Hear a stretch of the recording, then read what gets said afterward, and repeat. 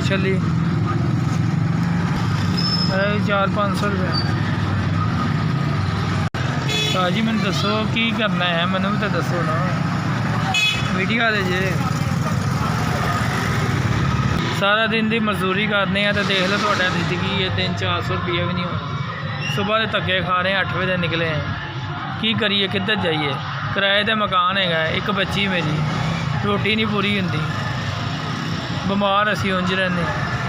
सर्दियों की आइटम यही है, 2 महीने ही होए ने। मारा बंदा भाई ने यही पैसे ने, आटा भी लिया, रोटी भी खानी है। किराए का मकान है, 8000 रुपये महीना देना।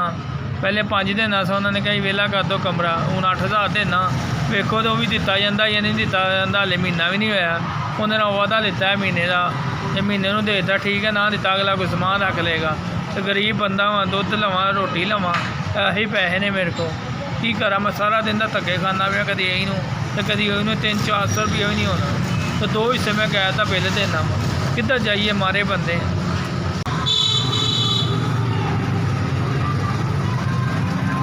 गरीब बंदा जिन्हें भी 3000 रुपया दिता है, रब का भला करे, रब नूं तंदुरुस्ती देवे, रब नूं इन्ना के देवे जिन्हें समुद्र च पानी है। तो निमारे बंदे का एहसास किया, रब नूं बद तो ज़्यादा देवे। मेरे बिल के पैसे पूरे हो जाएंगे, मेरे बच्चों की रोटी चल जाएगी। SCS 3000 तुसीं मैंने पहुँचाया, थोड़ा बहुत ही शुक्र मनता। मैं यही टुटी भजी मेरी डेयरी है, मैं इस जगह पर बेच के खलो तो छलिया बेचता रहना, अगे पिछे हो नहीं सकता, टुटी भजी है। तो जो लभदा है रब का शुक्र अदा करके।